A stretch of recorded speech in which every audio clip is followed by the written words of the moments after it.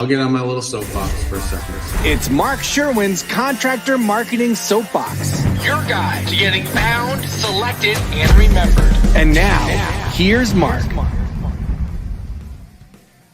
Hey everybody, it's Mark Sherwin. I really appreciate you coming in today, talking, and I have got a super special guest, Josh Brooker from TE Certified, down in the Atlanta market.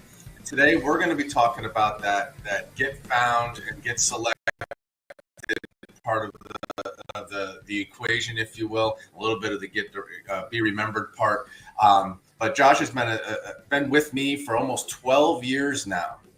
And it's one of my most prideful moments. And there he is as he steps into the room. Josh Brooker, we appreciate you coming aboard, Josh. Yeah, I'm glad to be here. So 12 years it's been, Josh, that you and I have been together. We just sat down at Pantheon, as a matter of fact, and we were trying to hash it out, like how you came about and how we discovered each other, so to speak. Back then, 12 years ago, you were just an electrician. Yeah, you're just an electrician, Mark.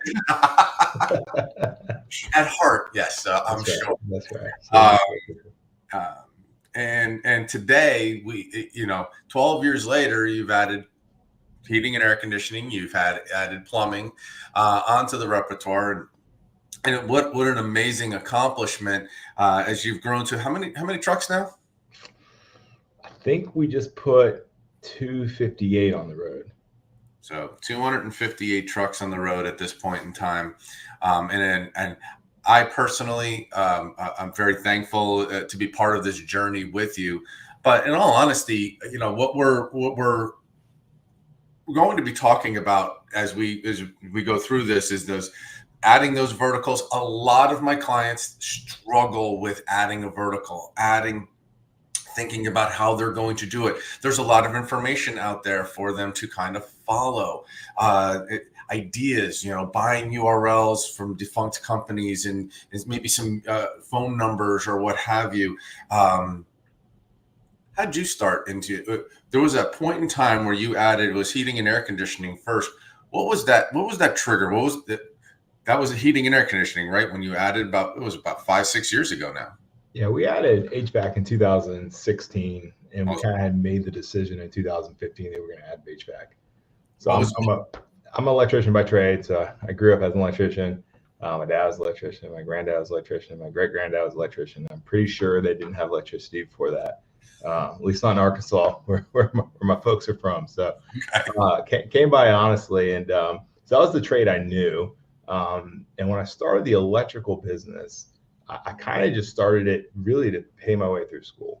And so I was in school, I was trying to get through school, and I knew I wanted to run a business, but it wasn't necessarily a home service business or electrical business. Sure. And I knew electrical work because I had grown up doing electrical work. And so I did electrical work, kind of pay the bills. And then by the time I graduated, I had a little electrical business, and I thought, you know what, I'm doing it, I might as well keep doing it. And it turned out being an electrician was a great business. And we did that all the way through 2015, and really we were in new construction until 2008. And 2008 happened, and so we that pushed us into service, and we swore off new construction. And in 2013, 2014, we were doing pretty well as electricians. And the issue that we were running into in Atlanta was we'd run a call where a customer called us and said their breaker was tripping, and we go out there and we determined that the breaker was tripping because they had a bad compressor on their air conditioner, and we flipped that to an HVAC company. And the HVAC company would come out and they'd sell a $10,000 HVAC system replacement, and we would collect a $149 diagnostic fee, right? And that was very frustrating. So we ran a lot of those kind of calls, and of course we had customers asking us all the time, "Hey, do you do HVAC work? Do you do HVAC work?"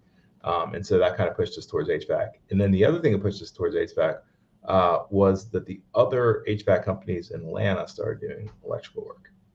And so we got to a place where we couldn't even refer a good HVAC company that didn't do electrical work already. Oh, yeah.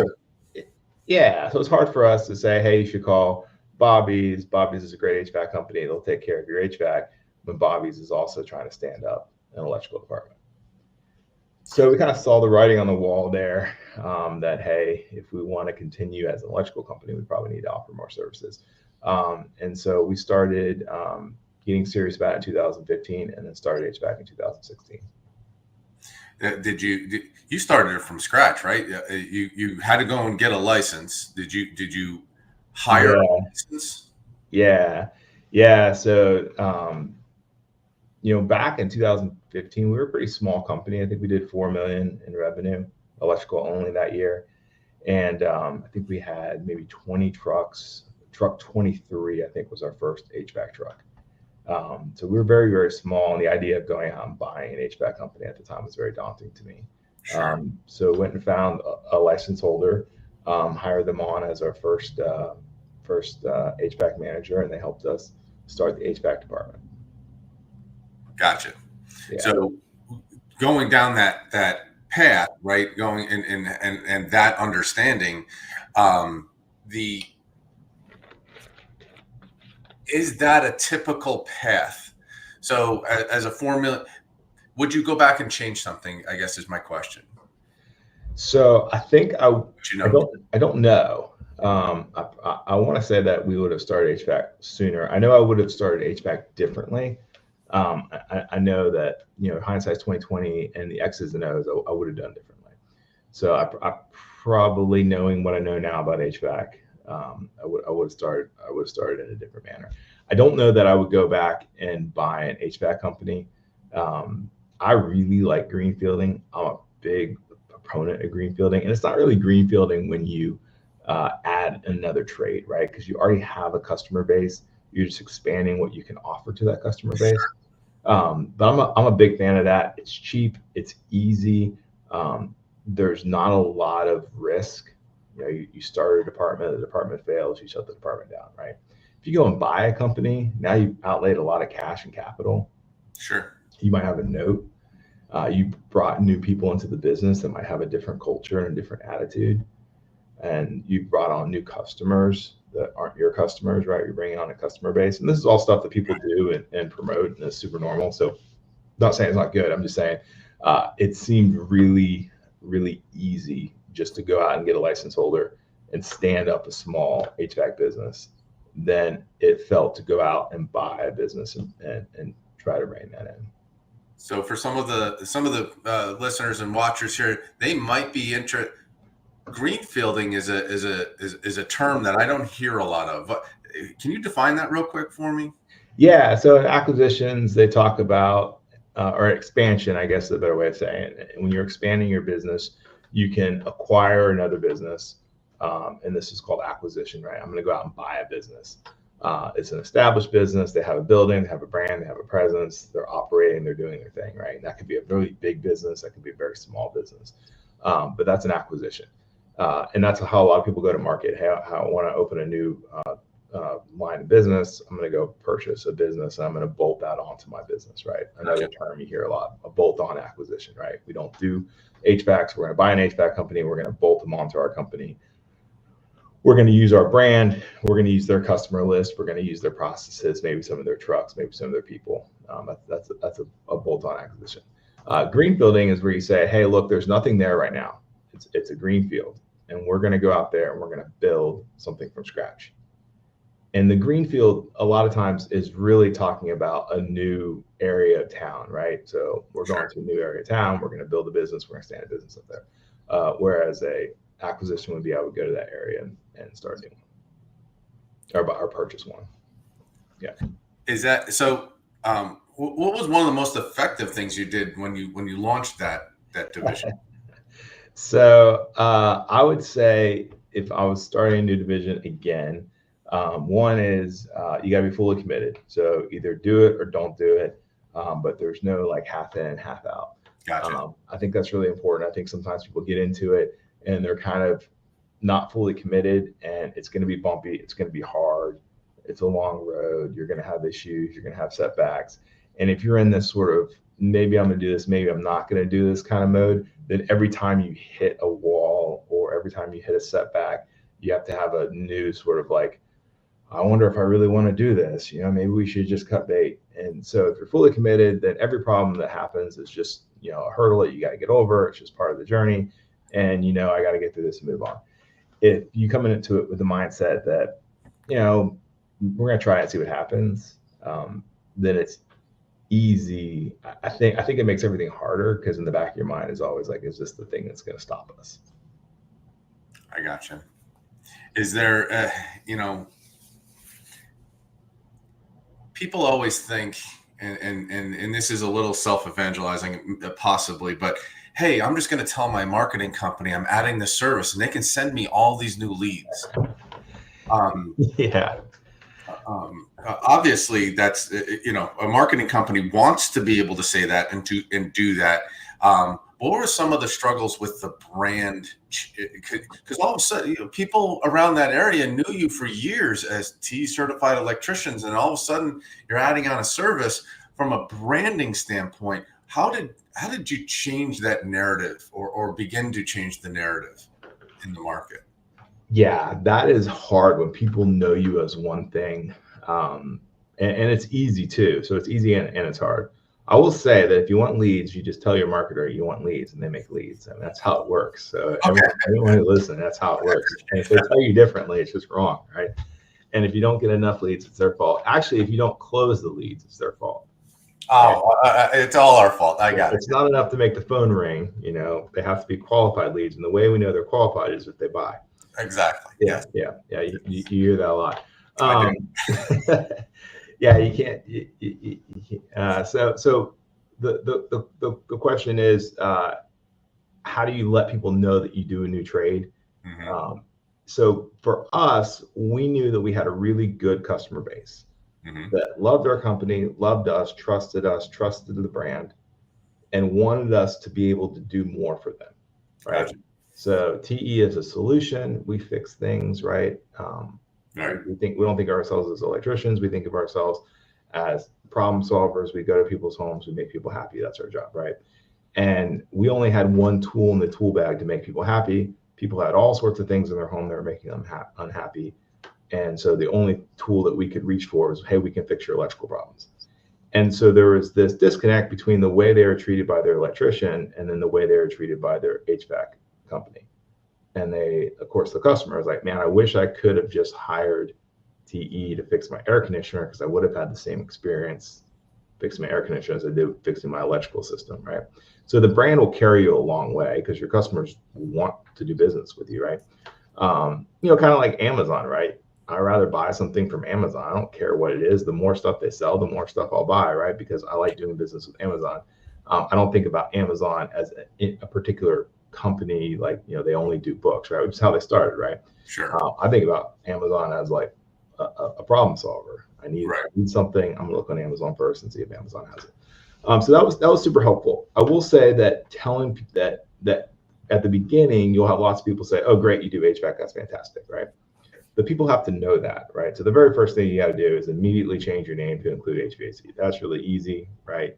So TE certified electricians is now TE certified electrical heating and cooling, right?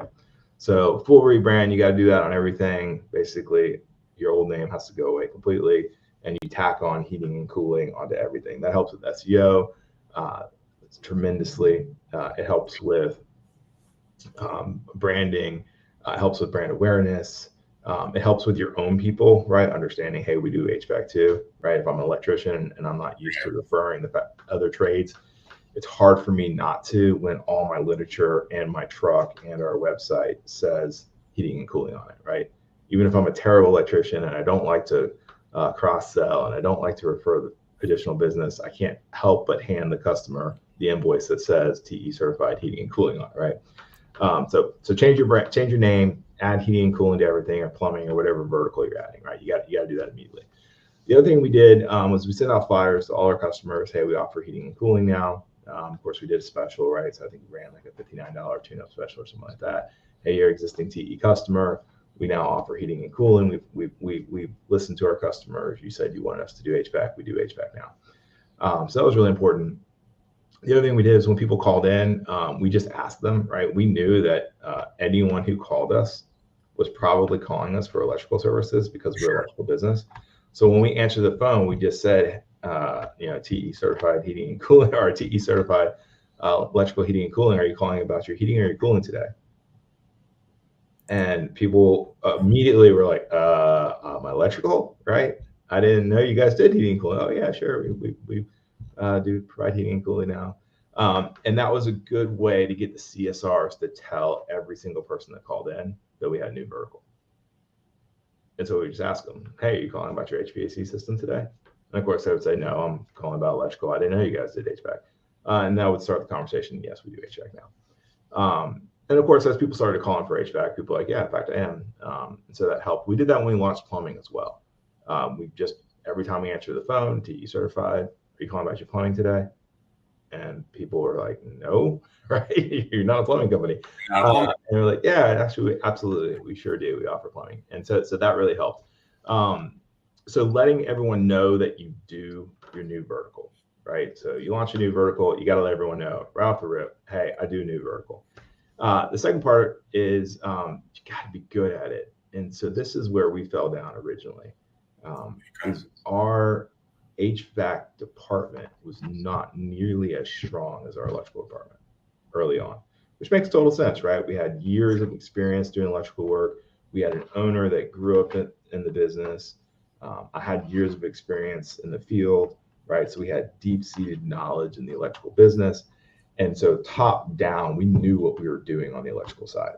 It was easy for us to hire because we could sniff out someone who talked the talk but didn't walk the walk. It was easy for us to train. It was easy for us to understand when a customer had a real concern or the technician was being shady or if the customer just didn't understand.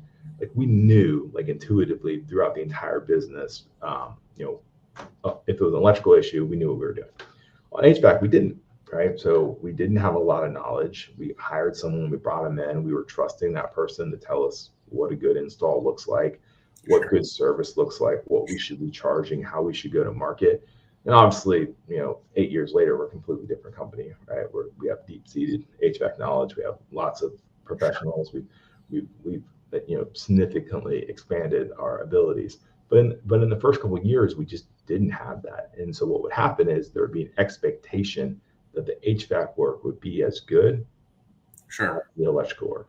And when it wasn't, we got really bad feedback on that. And so that's something you have to be really, really mindful of, is that the expectation of service is going to be based on whatever vertical you're already really good at. And the customer is calling you based on their previous experience, and they expect their experience in the other vertical to be the same or better. I 100%. That's a cultural thing within the company, right? That has to permeate as it goes down to the next vertical, the next person that you bring on. You're not just bringing on the license, you're bringing on the person as well. And the technical ability, right? The customer service, it's fine. The right attitude. You guys followed up. You fixed the problem. You guys answered the phone. Everyone was super kind.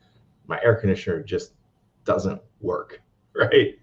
And we're like, okay, we're gonna figure it out. I'm not gonna figure it out because I don't know, right? Now 8 years later, right? I'm pretty knowledgeable about air conditioners, but at the time I was like, I have no idea, right? I don't know why your air conditioner is not working. I don't know if that's normal. I don't know if that's not normal. I have no idea.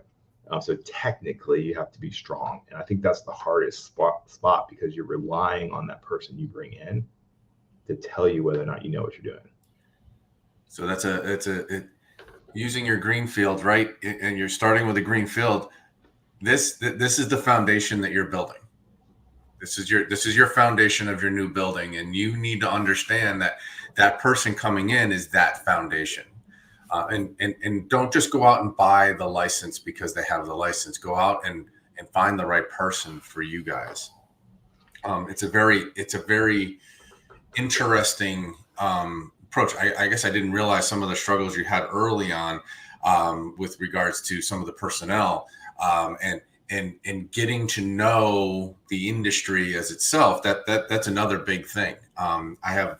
I've heard horror stories in the industry where people bring it on, but they don't understand it, and they never do. They never make the attempt, and that's a mistake, in my opinion.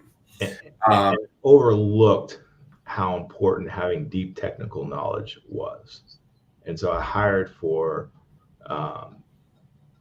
things that I knew were important to the business, like integrity and hard work and kindness. And those are things that are super important, and I hired for that. And so the people we hired weren't bad people, Of course. right? And those things are super important to me. But the problem was I didn't have the ability early on to know whether or not these people were technically sound. And that was the thing that held us back. Like, do we actually know what we're doing? And then does Josh have the ability to know whether or not we actually know what we're doing? And so finding someone who's like truly technically sound, I think is super important in whatever vertical it is. I think you and I can have a pretty long conversation about that specific topic, but I'd like to do kind of. A lot of people are listening to this right now, and they're going, "That's all great, Josh. Right? I appreciate that. I'm just going to go out and find a guy, and then I got to go and learn plumbing, or I got to learn HVAC, or I got to learn electrical, depending upon the direction that they're going." What were some of the steps that you took to educate yourself on what they were doing? Yeah, you can't outsource it. And that's one of the things I learned is in the end, your leadership has to know it's not enough. And you might be able to find the right person, but if you want to grow an organization from, I think we'll do like 35 million in HVAC this year, maybe a little more. And that's just that one department. If you want to grow from 0 to 35 in 8 years, right? Like you gotta like add a lot of people, and you got to do a lot of installs, and you got to grow really fast. And the only way to do that is if you actually know the business too. And I think a lot of times people think I'm going to outsource this. I'm going to bring somebody in. They're going to run that department. The problem is it's really difficult for you to come alongside that person and help that person if you don't know what they're doing. Right. And so I learned that very quick. Like, hey, I'm going to have to understand how the refrigerant cycle works. Right. I'm going to have to understand what the difference between a heat pump and a straight AC is. Like, I'm going to have to understand tonnage. Right. I'm going to have to understand what a variable speed versus a single stage piece of equipment is. I'm going to have to, right? Because if I don't, then I won't be of any value to the person that I bring in, because I won't be able to come alongside them and help them. And they'll still lead, right? And they'll still teach, but if for me to help them, I have to know what I'm doing. That's a really good point. Hey, very quickly, what are some of the KPIs you used to determine success as you added the new verticals? And maybe that some other people could use as well. Did you have those in mind? I imagine you learned them, especially just adding plumbing, what you learned in HVAC, but what were some of those KPIs that you could share? Yeah, so customer addition. So how many customers do we have that wanted to use our second vertical? Okay. A lot of times we just take that for granted. Of course, they'll want to use us to do the HVAC work because we do the electrical work. Well, a lot of people have really good relationships with their HVAC, company, and they wish their HVAC company did electrical, right? Sure. So how many people that were existing customers did we bring into the new vertical? That was really important to us. How many additional new customers were we bringing into our existing vertical through the new vertical? Right. So how many HVAC customers, how many people came in as HVAC customers and then converted to electrical customers? Okay. Right. Because then that's how you get your synergy, right? Sure. So we're bringing in HVAC customers. They're creating electrical customers. We have existing electrical customers. They're creating HVAC customers. So that was really important to us. Reviews, reputation. What kind of feedback were we getting from customers? So this is something that I had my finger on the pulse on really, really early on. What kind of reviews, and Nearby Now helped me in this significantly, is what are people saying? Right? Do they like it? Or are they going to call us back? And then knowing that a bad review, I always tell people bad reviews are kind of like cockroaches, right? If you see one, it's probably more. Mm-hmm. Right? The customer experience for most people, Mark, you might be different, but most people, they go to a restaurant and the food's not great, the service isn't great, the bathroom's not very tidy, the music is a little loud. When they walk out of the restaurant and the manager says, "How was everything?" Most of them look the manager in the eye and say, "What?" It was okay. It was good. It was fine. Right. Yeah. And I'll be honest, I say great, right? Because I just had a bad meal. I'm not going to now be your quality control person. Right. And 9 out of 10 people would just say, it's great. It's great. Right. And just keep on walking. And then, of course, you tell all your friends what? Never eat there again. Never eat there again. Yeah. And that's kind of normal consumer behavior. Now, 1 out of every 10 people who had that experience might turn to the manager and say, actually, it wasn't that great. In fact, I wrote down some notes in my phone. If you like, I'll text you a list. There was a smudge on my glass. The server didn't ask me how my day was. There was a little bit of toilet paper on the floor in the bathroom. The music was a little loud. My steak was cooked medium. I asked for it rare. And I'm going to text this to you right now. The manager might respond to that with 9 people just walked out of the restaurant and said it was great. And now you're going to text me a message of all the nitpicky little things you think are wrong with my business. You're one of those people. And they might write me off, right? When the reality is, I might be the only, if I was the kind of person that did that, I would be the only honest person in the room, right? The only person who's willing to stand up and give feedback, right? And a lot of times we write those people off. Oh, that's the crazy person. You know, that's the picky person, right? Well, I can't please everyone, right? Meanwhile, that's the one person that's actually willing to give you feedback. In our company, we talk about this. We call it cool guy. Beware of the cool guy, right? The cool guy is the guy that will give you a $20 tip, slap you on the butt, tell you to have a good day, close the door, and tell his wife never to call you again, right? Those are the customers you have to be really worried about. So we spend a lot of time like reading reviews, and not just like, did they give us a good review, but how many people gave us reviews, right? Because maybe someone is not willing to leave a bad review, right? They don't have time for that, right? We already wasted their time. Why are they going to go leave us a bad review? That's just wasting more time, right? So, but they're definitely not going to leave us a good review, right? So we kind of could measure like how good we were doing in the community based on how many good reviews people were giving us. And if people weren't giving us good reviews, then we could figure we must not be giving good service. Because wouldn't they want to leave us a good review if we were leaving good service? And that obviously there's, even if you do a great job, you know, you're only going to capture 25 to 35% of the market in a review. But we spent a lot of time measuring that as a KPI, how many people left us reviews, and then were they good reviews? I absolutely could not agree more. And you learn a lot from one of my clients once got a negative review. Using Nearby Now, and they got a negative review. And he had a very similar approach. He's like, I learned from this. I thank the customer for their response so that I can now understand and make it better. Because there might be more who didn't say something. And you can see that in your review acquisition rates in general. If they're starting to wane, it's that people just haven't found why they should leave a positive review. And they're, you know, if I don't have something nice to say, I'm not going to say anything at all kind of scenario.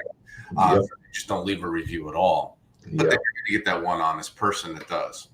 Yeah, that is exactly right. And we happy check too. So when we started a new vertical, we called every single customer because we definitely wanted to have some reputation management, right? We didn't want the review to be the first time we found out, right? So we literally called every single customer, you know, within hours of leaving the house. Hey, how did everything go? You know, we know we went out there. We know you left a good review. We know you left didn't leave a review. Either way, we were calling every single customer and asking them how it went. And we were using that as part of our feedback, right? To build that vertical, because you just don't know, right? No, and you can sit down and write a whole book about how to run an HVAC company and leave a lot of stuff out. Very, very easily. Lastly, do you have any words of wisdom, a little piece of advice for that one person that's listening to this going, yeah, Josh, I want to add that vertical. What's that one piece of advice you'd give them? Yeah, so here's what I say about adding verticals in general. So do not add a vertical unless your current vertical is awesome and doing great, right? Because verticals are accelerators, and you don't want to accelerate and get more of something that's not good. So if your current business is not awesome, then why would you want more of that, right? So your current vertical has to be awesome. You have to be making money. You have to have a good gross profit. You have to be profitable. You have to have a good brand. You have to be attracting quality talent. You have to have a good customer base. You have to have good management, right? All those things need to be going for your current vertical before you go and tackle another vertical, right? So make sure your house is in order. Sometimes I think that, and there's so many things. I mean, there's lots of great companies that run single verticals. And they're super profitable. They're flexible. There's a lot of things you can do in a single vertical that you can't do once you add another vertical. And the thing to remember is, top line revenue can be grown by adding a vertical. That doesn't necessarily add to your bottom line. And so a lot of times you can have a company and say, would you rather have a $20 million plumbing company that does 20%? That's $4 million in EBITDA. Or would you rather have a $50 million company that's doing 8%? Right? And so what happens is, I'm doing more work, right? When I say don't do math in public, right? I'm doing more work, right? And yet now I'm making less money. Yep. Right. And sometimes that happens when we add verticals. We add to our revenue, which is great because I can go to the conference and I can tell everyone, we did this many millions last year and we grew by blah, blah, blah. Right. But the reality is the only thing that really matters is the amount of money that thank you for that, that you get to put in your bank account. Right. Like my wife doesn't care what our top line revenue is. Right. The only thing she cares about is what goes back to the bank account. Right. So if I add additional revenue, is it going to grow my EBITDA or is it going to hurt my EBITDA? Right. Am I going to be working even harder and making less money? So I think that's like the most important thing. Sometimes I talk to companies and they're like, yeah, we're doing plumbing, we're doing HVAC, and we got electrical, and we're thinking about going to solar. And I just talked to this guy that has a septic company. And you're like, wow, you must be doing really well. And then you find out they have like 2 plumbers, 1 electrician, 3 HVAC guys. Right. They're a company of 16 people and they're trying to run 3 verticals, thinking about adding a 4th. Like, that's insane, right? Like, that's way too much work. Grow a $15, $20 million plumbing company and then add HVAC, then add electrical. And depending on your market, right? Maybe a $4 or $5 million plumbing company and then add a vertical. But I would make sure that your current vertical is crushing it before I went in and added another vertical. Like that would be my number one. Like, I'll be honest with you, that's probably the best advice that anybody listening to this could ever get from somebody that's been there, that's doing it now. Take that to heart. There's a lot of talk right now in the industry that you need to increase your revenue, when in actuality, it's the other, like build your core of a company, create the culture, create the profits that you need, create the understanding, and then let that permeate into the next vertical, and then into the next vertical, or wherever you go from there. I could not agree more. And it's probably the best advice you as the listener could ever hear from somebody that's been there. Josh, I want to thank you so much for taking the time today. It's been an awesome 12 years. I'm looking forward to the next 12. And thank you very much for your time today. It's been very appreciated. Yeah, Mark, I appreciate you and the opportunity to be on your show, and also the last 12 years. So we've grown from 4 million to 74 million in those 12 years. And I really appreciate your support and going out there and getting leads for us. It was, and continues to be my pleasure. Quite frankly, anybody listening to this, that is an awesome success story. And I'm happy to help people understand how we did that for Josh and others. But I hope you took away something from this. As always, thank you very much for the time. And we're going to sign off. Thanks again. Awesome. See you, Mark. It's Mark Sherwin's Contractor Marketing Soapbox. Call Mark to learn more. 919-758-8420.